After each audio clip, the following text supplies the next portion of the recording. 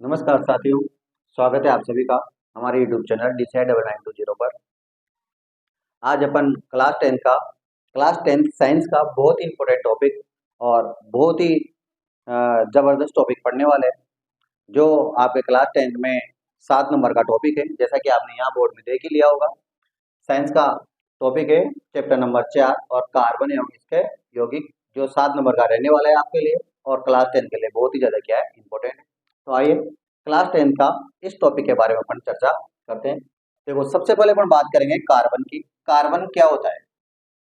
सबसे पहले किसकी बात करेंगे? कार्बन की बात करेंगे। कार्बन क्या होता है? तो देखो, कार्बन क्या होता है, सबसे पहले बात करते हैं कार्बन के बारे में। कार्बन का सामान्य परिचय। कार्बन का सामान्य परिचय आपको पता ही होगा,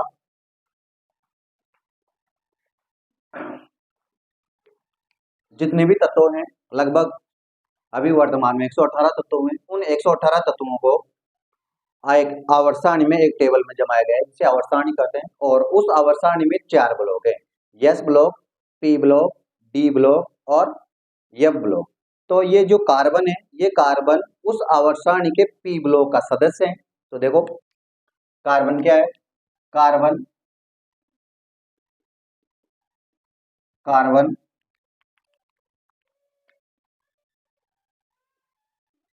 आवर्त सारणी के पी ब्लॉक का सदस्य है।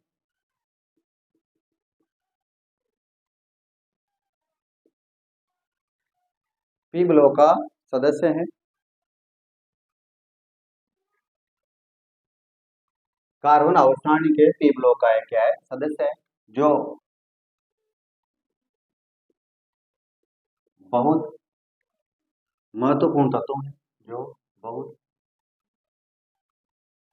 महत्वपूर्ण तत्व है। आप देखो आगे, इसके बाद में कार्बन का प्रतीक क्या होता है? कार्बन को, जैसे अपना नाम होता है, नाम को अपन कभी कभी, जैसे मेरा नाम अशोक है, तो अशोक को अपन ए से भी रिप्रेजेंट कर देते हैं। इसी प्रकार से कार्बन को सी से रिप्रेजेंट करते हैं। देखो, कार्बन का प्रतीक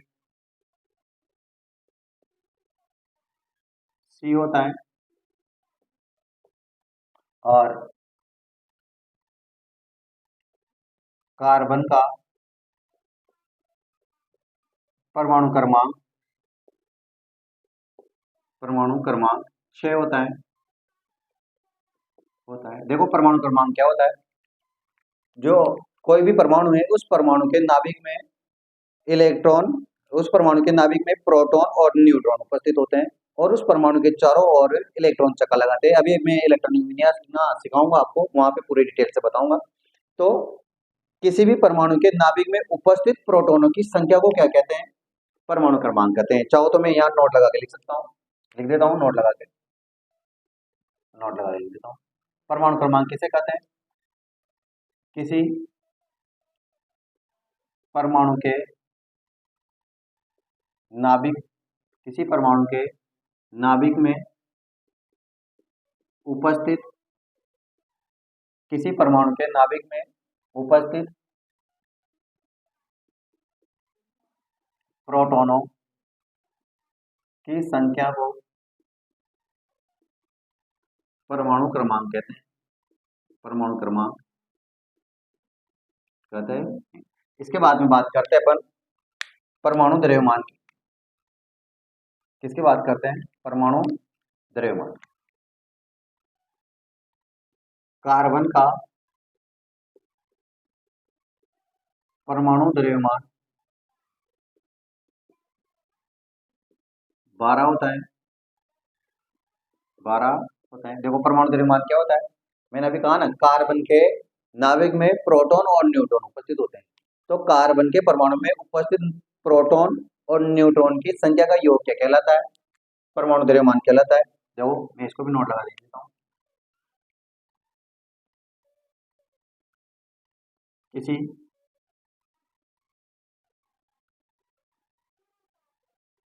परमाणु के नाभिक में उपस्थित प्रोटॉनों व न्यूट्रॉनों प्रोटॉनों व न्यूट्रॉनों की संख्या का योग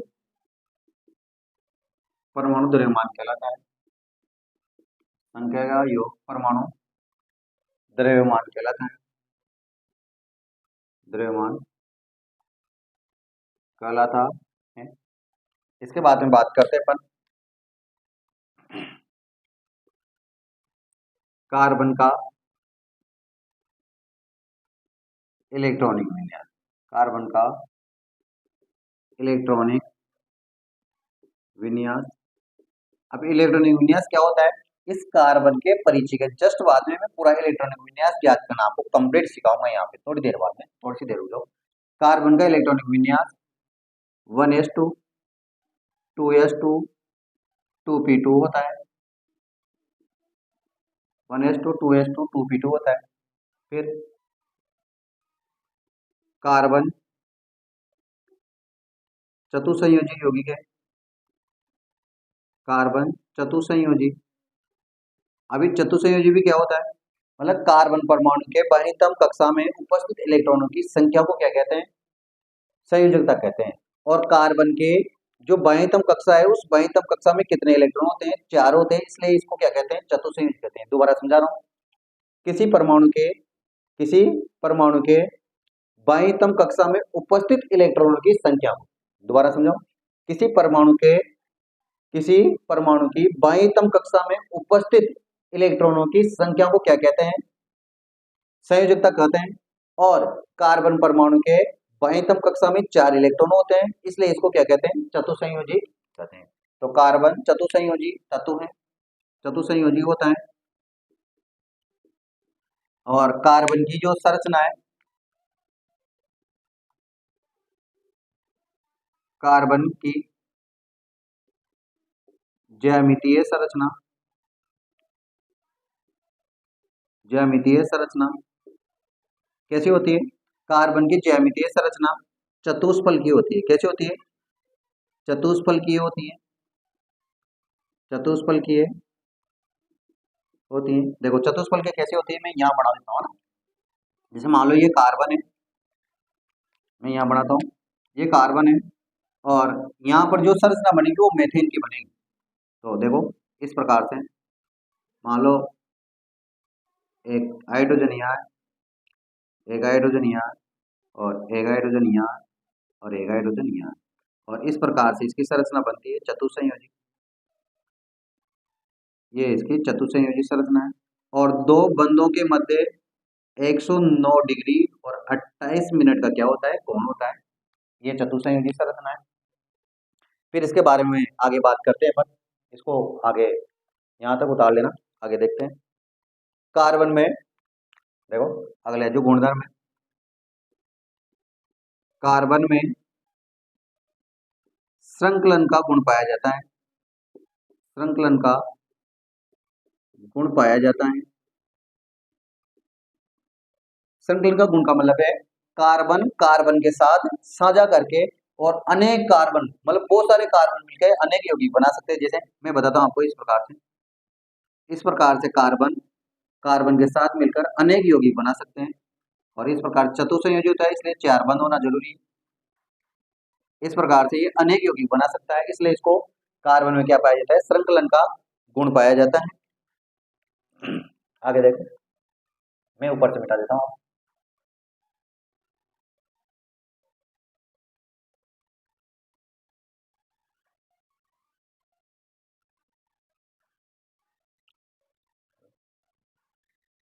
कार्बन परमाणु की श्रृंखला में अगला स्टार, कार्बन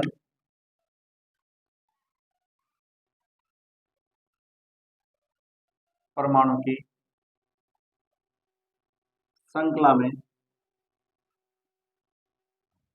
कार्बन कार्बन के मध्य, कार्बन कार्बन के मध्य एकल बंध, द्विबंध व त्रिबंध पाए जाते हैं। त्रिबंध पाए जाते हैं। अभी बताता हूँ क्या होते हैं त्रिबंध पाए जाते हैं। देखो, अगर कार्बन कार्बन के मध्य कार्बन कार्बन के मध्य एक इलेक्ट्रॉन, ये इलेक्ट्रॉन की साझेदारी है। अगर एक इलेक्ट्रॉन की साझेदारी होती है तो एकल बंध बनता है, एकल बंध। और फिर ये अन्य कोई भी अन्य तत्वों के साथ में क्या कर लेगा, अपनी जो बंध है उनको कंप्लीट कर लेगा। जो चतुसंयोजकता है उसको क्या कर लेगा, ये कंप्लीट कर लेगा। अगर कार्बन कार्बन के मध्य दो इलेक्ट्रॉनों की साझेदारी होती है, कितने इलेक्ट्रॉनों की, दो इलेक्ट्रॉनों की साझेदारी होती है, तो अन्य अन्य तत्वों के साथ में ये अपनी संयोजकता पूरी करके और डबल बंध बनाता है, और इसको बोलते हैं द्विबंध। क्या बोलते हैं, द्विबंध।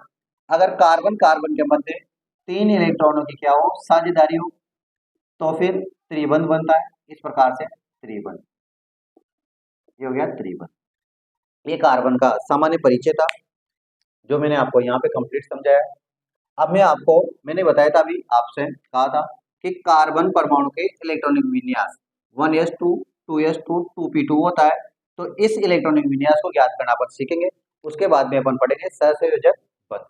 तो देखो, पढ़ते हैं अपन इलेक्ट्रॉनिक विन्यास ज्ञात करना। इसको उतार लें हम, इलेक्ट्रॉनिक विन्यास ज्ञात करना सीखते हैं अपन। मिटा देता हूं मैं, इलेक्ट्रॉनिक विन्यास क्या, इलेक्ट्रॉनिक विन्यास ज्ञात करना।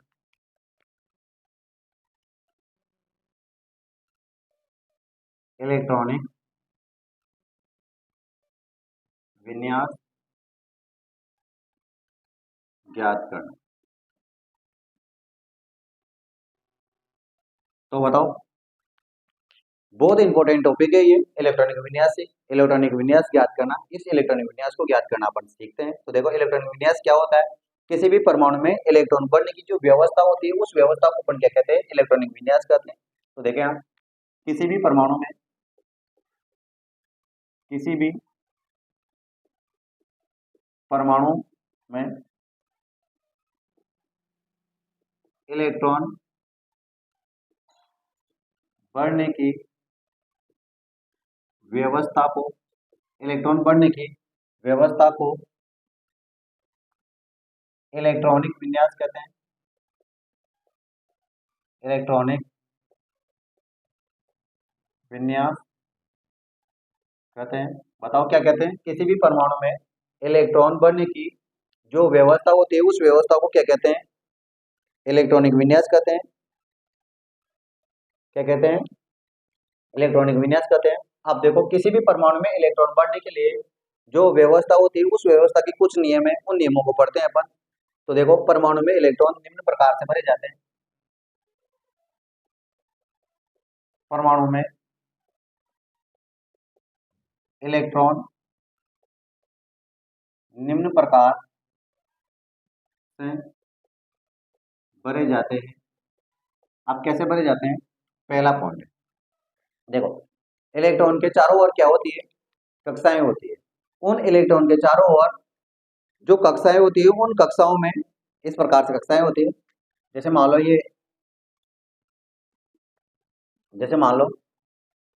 ये इलेक्ट्रॉन का नाभिक है, और इस नाभिक के चारों ओर ये कक्षाएं हैं। इस प्रकार से ये कक्षाएं होती है, और इन कक्षाओं का नाम भी है।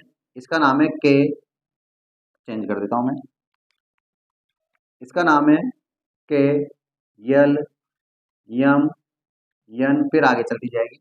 और ये पहली कक्षा है, नाभिक के बाद ये पहली कक्षा है, इसलिए यन बराबर 1, यन बराबर दूसरी कक्षा, यन बराबर ये तीसरी कक्षा, यन बराबर ये चौथी कक्षा है। अब देखो, इन कक्षाओं में इलेक्ट्रॉन बढ़ने की फिक्स व्यवस्था है। देखो, ये कक्षा आपको छोटी दिखाई दे रही होगी, ये उससे बड़ी है, ये उससे बड़ी है, ये उससे बड़ी है। आपने देखा होगा, एक तो होता है सिंगल बेड और एक होता है डबल बेड। इसे समझाता हूँ मैं आपको।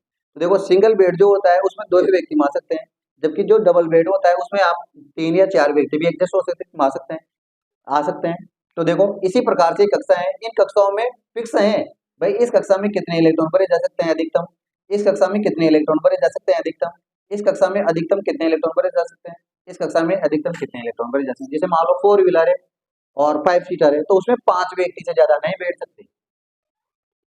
गवर्नमेंट रूल के अनुसार 5 व्यक्ति, वैसे तो आप 10 बैठो बोले, लेकिन गवर्नमेंट रूल के अनुसार 5 व्यक्ति से उसमें ज्यादा नहीं बैठ सकते। इसी प्रकार से इसमें क्या है, एक नियम बना रखा है कि किसी भी कक्षा में अधिकतम कितने इलेक्ट्रॉन भरे जा सकते हैं। तो देखो, किसी भी कक्षा में अधिकतम इलेक्ट्रॉनों की संख्या, किसी भी कक्षा में किसी भी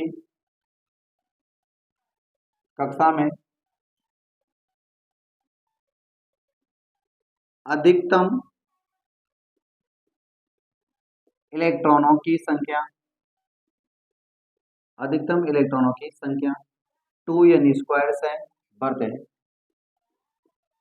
जहां जहां n बराबर कक्षा की संख्या है, कक्षा की संख्या, कक्षा की क्या है, संख्या है। अब देखो इनमें कितने कितने इलेक्ट्रॉन भरे जा सकते हैं, मैं बताता हूं आपको। कक्षा की क्या है, संख्या है। अब देखो मैं बताता हूँ यहाँ आपको। चलो एक और बात लिख लेते हैं यहाँ, नोट डाल के लिखता हूँ मैं यहाँ। इन कक्षाओं को के यल यम यन के नाम से जाना जाता है, जाना जाता। अब देखो ये के, अब देखो ये नाभिक के बाद में पहली कक्षा है तो n बराबर 1 होगा, यहाँ में लिखा है n कक्षाओं के संख्या। तो पहली कक्षा, ये दूसरी कक्षा, ये तीसरी कक्षा और ये चौथी कक्षा। अब इनमें कितने कितने इलेक्ट्रॉन भरे जा सकते हैं मैं बताता हूँ आपको। देखो ध्यान से, बहुत ध्यान से देखना। अपन बात करें सबसे पहले पहली कक्षा की, इस पहली कक्षा की, तो n बराबर कितना है, 1 है, और यहाँ है 2n²। इसका मतलब 2 इंटू 1 स्क्वायर, 2 इंटू 1 का स्क्वायर मतलब 1 का स्क्वायर। तो 1 का वर्ग कितना होगा, 1 ही होगा, और 1 को 2 से गुणा करेंगे तो 2। इसका मतलब इस कक्षा में अधिकतम कितने इलेक्ट्रॉन भरे जा सकते हैं, 2 इलेक्ट्रॉन भरे जा सकते हैं। फिर अपन बात करते हैं n बराबर 2 की। ये मान लो n बराबर 2 वाली कक्षा है, ये 2। अब बताओ n बराबर 2 मतलब दूसरी कक्षा है, तो n का मान कितना है, 2। तो यहाँ जाएगा 2 इंटू 2 का स्क्वायर। अब देखो 2 का वर्ग कितना हो गया, 4, और 4 को 2 से गुणा करेंगे तो 8। इसका मतलब जो येलो वाली कक्षा है उस कक्षा में अधिकतम कितने इलेक्ट्रॉन भरे जा सकते हैं, 8 इलेक्ट्रॉन भरे जा सकते हैं। फिर इसके बाद में तीसरी कक्षा, ये m वाली कक्षा, तो 2 इंटू 3 का स्क्वायर, 3 का स्क्वायर क्यों, n बराबर 3 है। देखो यहाँ क्या है, n बराबर 3, पहली कक्षा, दूसरी कक्षा, तीसरी कक्षा, तो 3 का वर्ग हो जाएगा 9, और 9 दूनी 18, मतलब इसमें कितने इलेक्ट्रॉन भरे जा सकते हैं, 18। फिर इसके बाद में चौथी कक्षा है, ये 2 इंटू 4, कितना है 4, n बराबर 4, 4 का स्क्वायर, तो 4 का स्क्वायर करेंगे तो कितना हो गया 16, 16 को 2 से गुणा करेंगे तो 32। इस प्रकार से इसमें इलेक्ट्रॉन भरे जाते हैं। तो बताओ, नाभिक के जस्ट बाद वाली जो पहली कक्षा है उसमें अधिकतम केवल 2 इलेक्ट्रॉन भरे जा सकते हैं, दूसरी कक्षा में अधिकतम 8 इलेक्ट्रॉन भरे जा सकते हैं, तीसरी कक्षा में अधिकतम 18 इलेक्ट्रॉन भरे जा सकते हैं, और चौथी कक्षा में अधिकतम 32 इलेक्ट्रॉन भरे जा सकते हैं। इसी प्रकार से पांचवी कक्षा, छठी कक्षा, सातवीं कक्षा अपन निकाल सकते हैं। ये पहला नियम है इसका, ये पहला नियम आप उतारें, फिर मैं दूसरा नियम लिखता हूँ। अब देखो, ये तो है कक्षा, इस कक्षा के अंदर कक्षक होते हैं। जैसे मान लो ये बड़े कमरे हैं, आप यूं समझो, एक तो होता है बड़ा घर, फिर घर के अंदर होता है कमरा, फिर कमरे के अंदर होती है पलंग। कमरे के अंदर क्या होता है, पलंग होता है, और पलंग भी अलग अलग प्रकार के होते हैं, single single bed, double bed, फिर और बड़ा और बड़ा। तो इस प्रकार के जो होते हैं पलंग होते हैं।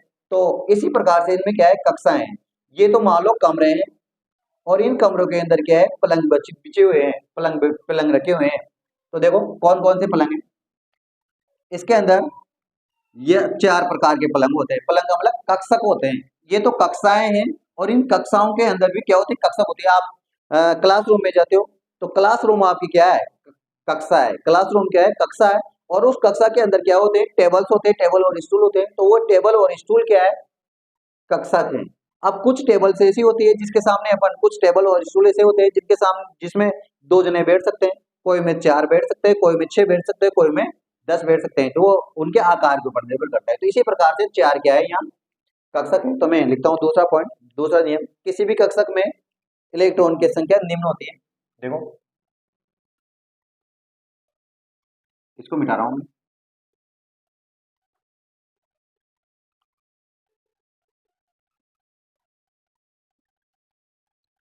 किसी भी, दूसरा पॉइंट है, किसी भी कक्षक में, किसी भी कक्षक में इलेक्ट्रॉनों की संख्या, किसी भी कक्षक में इलेक्ट्रॉनों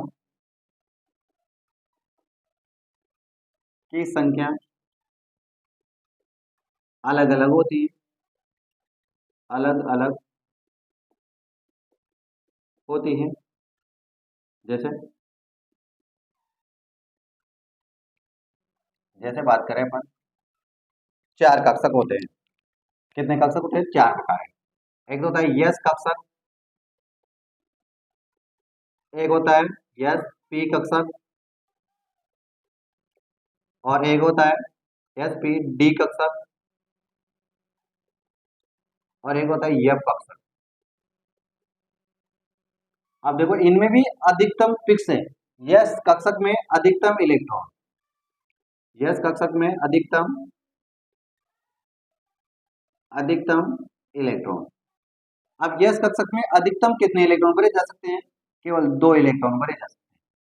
फिर पी कक्षक में अधिकतम इलेक्ट्रॉन कितने भरे जा सकते हैं? तो 6 इलेक्ट्रॉन भरे जा सकते हैं।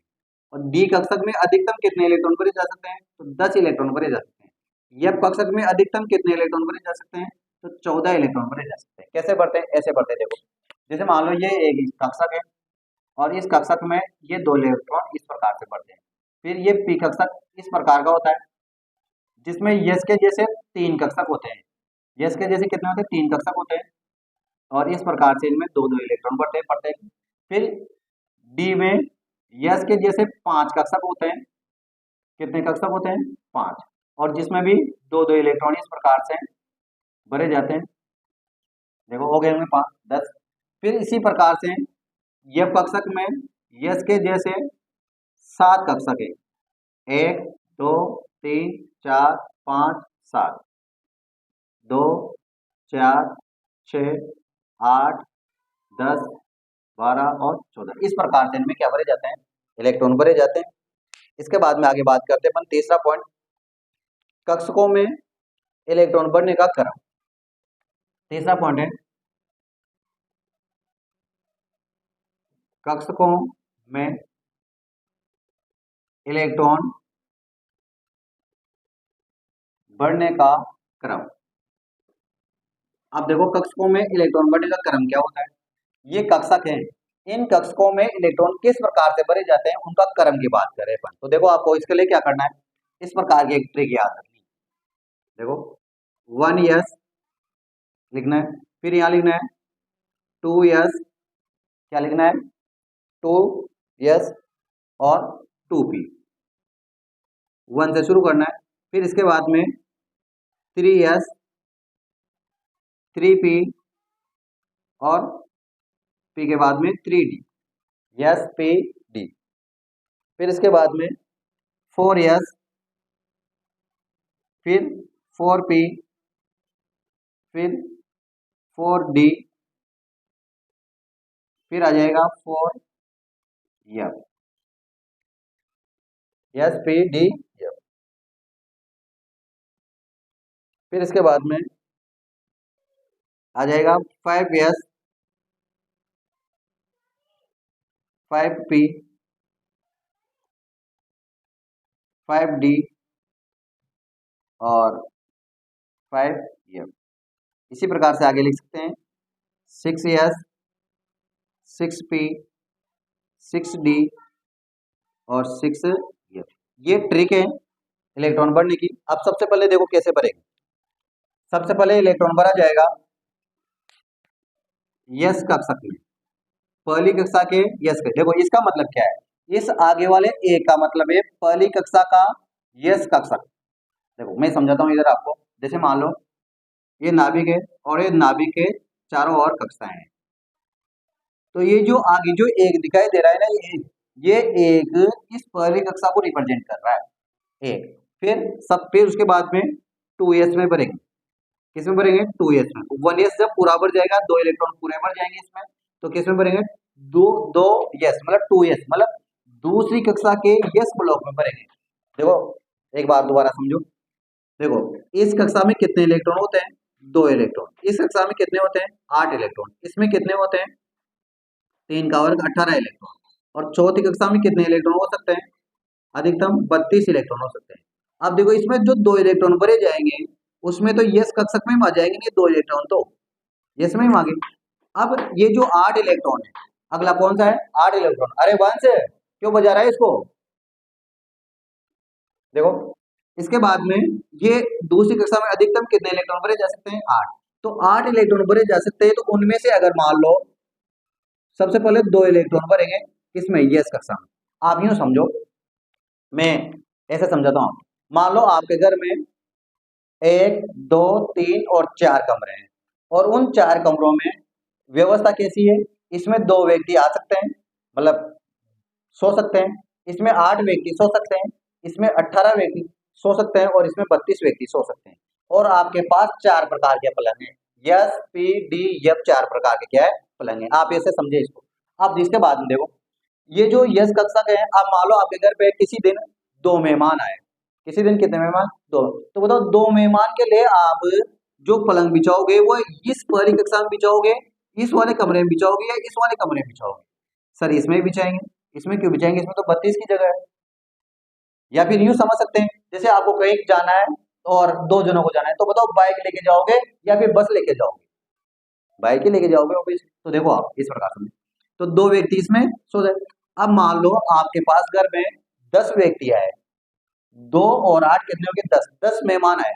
अब इन 10 मेहमानों को आप किस प्रकार से सुलाओगे? कैसे सुलाओगे? देखो आप, सबसे पहले 2 व्यक्तियों को तो इस वाले कमरे में सुला दोगे, यस कक्षा में सोगे। फिर इसके बाद में 8 बचे, तो ये 8 व्यक्तियों के लिए अपने को ये पलंग बचाने। अब बताओ, यस कक्षक और पी कक्षक है। यस में आते हैं 2 और पी में आते हैं 6। 6 और 2 कितने हो गए? 8 हो गए। इसका मतलब यस में तो 2 भरेंगे, तो ये 2 जो 2 दिखाई दे रहा है ना, ये 2 इस दूसरी कक्षा का यस कक्षक है। दूसरी कक्षा का क्या है? यस कक्षक है। इसके बाद में अपन आगे बढ़ते हैं। अब मान लो आपके पास 4 ही व्यक्ति आए थे, तो 4 तो हो गए। अब मान लो 4 के बजाय आपके पास कितने आ गए? 10 व्यक्ति आ गए। तो 10 व्यक्तियों को भरेंगे, तो 10 व्यक्तियों को कैसे भरना है? यहाँ से, अब यहाँ से शुरू करेंगे, इस प्रकार से भरेंगे। अब देखो, पहले 1s में भरेंगे, फिर 2s में, फिर इसके बाद में 2p में। अब 2p का मतलब है दूसरी कक्षा का p कक्षक, दूसरी कक्षा का p कक्षक है। तो इसमें कितने व्यक्ति में आ सकते हैं? 6 व्यक्ति में आ सकते हैं। ये 6 व्यक्ति में आ जाएंगे, 1 2 1 2 1 2। ये पी कक्षक पूरा। अब ये कक्षक पूरा हो गया। अगर 2 और 8 10 से ज्यादा व्यक्ति आएंगे, तो अब इन दोनों में नहीं नहीं आ सकते। कौन सी कक्षा में आएंगे? तीसरी कक्षा में आएंगे। तो अब तीसरी कक्षा के लिए यहाँ से शुरू करेंगे। अब यहाँ से 3 पी, यहाँ से ये 3 पी, फिर इसके बाद 3 पी में भरेंगे, फिर 4 पी में भरेंगे। अब तो आप समझ गए होंगे। अब इसके बाद जैसे मान लो एक ही व्यक्ति बढ़ गया, 2 और 8 कितने हो गए? 10 हो गए। अब 10 के बजाय 11 व्यक्ति है, तो 11वां जो व्यक्ति सोएगा ना, वो व्यक्ति कहाँ सोएगा? तीसरी कक्षा में सोएगा, और तीसरी कक्षा के भी यस ब्लॉक में सोएगा। अगर 12 आए तो फिर 2 हो जाएंगे। अब आपको समझ में आ गया होगा। और इसी प्रकार से फिर 4s में भरेगा, फिर 4s के बाद में 3d में, फिर 4p में, फिर 5s में, फिर इसके बाद में 4d में, 5p में और 6s में, फिर इसके बाद में 4f में, 5d में और 6p में, फिर इसके बाद में 5f में और 6d में। और जब 6d भी बढ़ जाएगा तो फिर भरेंगे अपन 6f में। इस प्रकार से क्या भरे जाते हैं? इलेक्ट्रॉन भरे जाते हैं। अब मैं आपको पूरा कंप्लीट इलेक्ट्रॉनिक विन्यास से संबंधित जो नियम थे वो मैंने समझा थे। अब मैं आपको इलेक्ट्रॉनिक विन्यास ज्ञात कर करके बताता हूँ। देखो, अपन 2-4 इलेक्ट्रॉनिक विन्यास ज्ञात करते हैं, 1-2 चीजों के। जैसे मान लो कार्बन का इलेक्ट्रॉनिक विन्यास ज्ञात करना है अपन सबसे पहले। तो सबसे पहले अपन कार्बन का इलेक्ट्रॉनिक विन्यास ज्ञात करते हैं। इसको मिटा दूं मैं, बता लिया होगा आपने। आप देखो, सबसे पहले कार्बन का इलेक्ट्रॉनिक विन्यास ज्ञात करते हैं अपन। ये इलेक्ट्रॉनिक विन्यास इसलिए बताया क्योंकि अभी थोड़ी देर बाद में अपने काम आएंगे। देखो, कार्बन का इलेक्ट्रॉनिक विन्यास,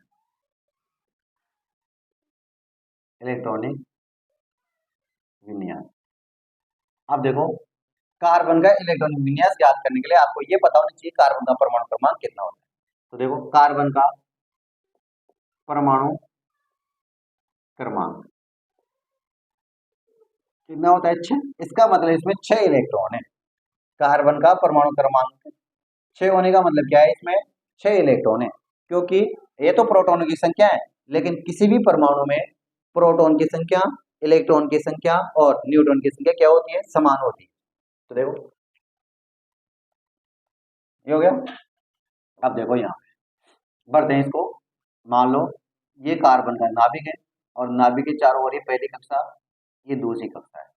अब देखो सबसे पहले ये पहली कक्षा है और इसमें 2 इलेक्ट्रॉन भरे जा सकते हैं।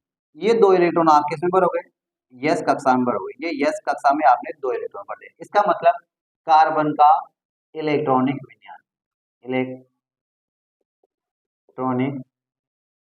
विन्यास, आप देखना ध्यान से। इलेक्ट्रॉनिक, ये पहली कक्षा है और पहली कक्षा के यस में, पहली कक्षा के यस में कितने इलेक्ट्रॉन भरे, 2। ये 2 भर देता, इस प्रकार से बना है। अब देखो ये किस चीज को रिप्रेजेंट कर रहा है, ये ए, यस और 2, ये इस चीज को रिप्रेजेंट कर रहा है। ये पहला तो है कक्षा, पहली कक्षा, ये यस है कक्षक, यस कक्षक में भरा है और ये 2 ये बता रहे हैं भाई 2 इलेक्ट्रॉन भरे हैं। अब आपको समझ में आ गया होगा। अब देखो इस कक्षा में तो केवल 2 ही इलेक्ट्रॉन भरे जा सकते हैं, जबकि अपने पास तो कितने हैं, 6 इलेक्ट्रॉन है। इसका मतलब अभी 4 इलेक्ट्रॉन बाकी हैं। अब इन 4 इलेक्ट्रॉनों को अगली कक्षा में भरेंगे और अगली कक्षा में अधिकतम कितने भरे जा सकते हैं, 8 भरे जा सकते हैं। अब देखो आप, अब 8 भरे जा सकते हैं, तो 8 के लिए सबसे पहले अपन क्या करेंगे, 2 इलेक्ट्रॉन यस कक्षा में भरेंगे। ये यस कक्षा, ये देखो ये तो थी पहली कक्षा जिसमें 2 इलेक्ट्रॉन भरे जा सकते हैं। ये n बराबर 1, ये n बराबर 2, दूसरी कक्षा। इस दूसरी कक्षा के यस कक्षक में, दूसरी कक्षा के यस कक्षक में कितने इलेक्ट्रॉन भरे, 2 इलेक्ट्रॉन। इसका मतलब ये तो दूसरी कक्षा, मैंने कहा ना ये कक्षा को रिप्रेजेंट करेगा। दूसरी कक्षा के यस कक्षक में कितने इलेक्ट्रॉन भरे, 2 इलेक्ट्रॉन भर दे साहब। लेकिन इसकी क्षमता कितनी है, 8, और अभी अपने पास कितने बच रहे हैं, 2 और बच रहे हैं। देखो 2 यहाँ भर गए, 2 यहाँ भर गए, अभी 2 और बच रहे हैं। इसका मतलब इस कक्षा का, ये कक्षा तो फुल होगी, इस दूसरी कक्षा का यस वाला जो कक्षक है वो भी फुल हो गया। अब दूसरा कौन सा बचा, पी कक्षक बचा। इसमें कौन सा कक्षक बचा, पी। और पी कक्षक की क्षमता क्षमता कितनी है, 6 की। पी कक्षक कितने इलेक्ट्रॉन ग्रहण करने की क्षमता रखता है, कितने इलेक्ट्रॉन रखने की क्षमता रखता है, तो 6 इलेक्ट्रॉन रखता है। लेकिन अपने पास तो 2 ही है, तो 1 इलेक्ट्रॉन इसमें भर दो और 1 इलेक्ट्रॉन इसमें भर दो। अब देखो ये तो पूरा खाली रह गया, इसमें 1 खाली, इसमें भी 1 खाली, 4 इलेक्ट्रॉन खाली रह गए। ये पी कक्षक है। तो पहले तो अपन इसको पढ़ देते हैं, अभी समझाता हूँ। तो बताओ ये पी कक्षक है, इस पी कक्षक कौन सी कक्षा में है, दूसरी कक्षा में। तो ये दूसरी कक्षा का पी कक्षक, दूसरी कक्षा का पी कक्षक है, और इसमें कितने इलेक्ट्रॉन है, 2। तो ये 2 इलेक्ट्रॉन, यही क्या था, इलेक्ट्रॉन विन्यास था। अब आपको समझ में आ गया होगा कंप्लीट। अब देखो इसमें मैंने अभी आपसे कहा था कार्बन में चतुस्संयोजकता होती है। कार्बन में चतुस्संयोजकता क्यों होती है, देखो 6 इलेक्ट्रॉन थे और ये 6 के 6 मैंने इलेक्ट्रॉन यहाँ पे भरे, भरे कि नहीं भरे, ये 6 के 6 इलेक्ट्रॉन यहाँ पे मैंने भरे, 6 इलेक्ट्रॉन भरे। तो आपको ये बाईं तम कक्षा नजर आ रही है, बाहरी सबसे बाहरी कक्षा यही। इस बाहरी कक्षा में कितने इलेक्ट्रॉन है, 1 2 3 4, कितने इलेक्ट्रॉन है, 4 इलेक्ट्रॉन। इसलिए इसकी संयोजकता कितनी है, 4 है। कितनी है, 4 है। मतलब ये कितने इलेक्ट्रॉनों को ग्रहण कर सकता है, 4 को ग्रहण कर सकता है। ये कितने इलेक्ट्रॉनों का त्याग कर सकता है, 4 का त्याग कर सकता है। लेकिन कार्बन न तो कार्बन न तो किसी से 4 इलेक्ट्रॉन ग्रहण कर सकता है और न ही 4 इलेक्ट्रॉन दान कर सकता है। क्यों नहीं कर सकता, क्योंकि 4 इलेक्ट्रॉन देने के लिए कोई लेने वाला होना चाहिए और 4 इलेक्ट्रॉन ग्रहण करने के लिए उतनी क्षमता होनी चाहिए, उतनी ऊर्जा की वो आवश्यकता होनी चाहिए। तो ये इलेक्ट्रॉन न तो किसी को इलेक्ट्रॉन देता है और न किसी से इलेक्ट्रॉन ग्रहण करता है। ये केवल क्या करता है, पार्टनरशिप करता है, साझेदारी करता है। तो 4 इलेक्ट्रॉन की ये साझेदारी करता है, इसलिए इसकी क्या है, चतुस्संयोजकता है। इसकी संयोजकता कितनी है, 4 होती है। फिर इसके बाद में मैंने आपको बताया था कि कार्बन में संकलन का गुण पाया जाता है। क्या पाया जाता है, कार्बन में संकलन। तो कार्बन में संकलन का गुण इसलिए पाया जाता है क्योंकि कार्बन के पास कितने हैं, 4 इलेक्ट्रॉन खाली हैं। तो ये अपना अष्टक पूरा करने के लिए, देखो इसको अष्टक बोलते हैं, मैं आगे बताऊंगा आपको अष्टक। अपने इन कक्षकों को, मतलब बाह्यतम कक्षा को पूर्ण रूप से बढ़ने के लिए जितने इलेक्ट्रॉन की आवश्यकता होती है ना, उन इलेक्ट्रॉन को पूरा करने के लिए बाह्यतम कक्षा में, बाह्यतम कक्षा को पूर्ण रूप से बढ़ने के लिए आवश्यक इलेक्ट्रॉनों की संख्या को क्या कहते हैं? अष्टक कहते हैं। तो बताओ इस कक्षा को पूरा भरने के लिए कितने इलेक्ट्रॉन की आवश्यकता है? 4 इलेक्ट्रॉन की आवश्यकता है। तो 4 इलेक्ट्रॉन अगर इसमें भर जाते हैं तो इसका मतलब कार्बन का अष्टक क्या हो गया? पूरा हो गया। या फिर ये 4 इलेक्ट्रॉन को यहां से त्याग दें तो भी इस कार्बन का क्या हो गया? अष्टक पूरा हो गया, क्योंकि ये तो त्याग दिया इसने, ये वाला भाग तो क्या कर दिया इसने? त्याग दिया। तो फिर ये वाली कक्षा बची, ये वाली कक्षा बची, ये वाली कक्षा बची, तो ये तो पूरा गया है, भरी हुई है, तो इसका क्या हो गया? अष्टक पूरा हो गया। तो प्रत्येक परमाणु अपना अष्टक क्या करना चाहता है? पूरा करना चाहता है। और अपना अष्टक पूरा करने के लिए इलेक्ट्रॉन की क्या करता है? साझेदारी करता है। और इलेक्ट्रॉनों की साझेदारी करने के कारण ही इसमें क्या पाया जाता है?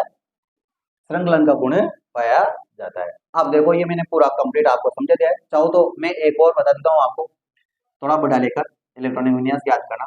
जैसे मान लो ऑक्सीजन का लेते हैं अपन, ऑक्सीजन का इलेक्ट्रॉनिक विन्यास, इलेक्ट्रॉनिक विन्यास। देखो ऑक्सीजन का परमाणु क्रमांक कितना होता है? ऑक्सीजन का परमाणु क्रमांक कितना होता है? ऑक्सीजन का परमाणु क्रमांक 8 होता है।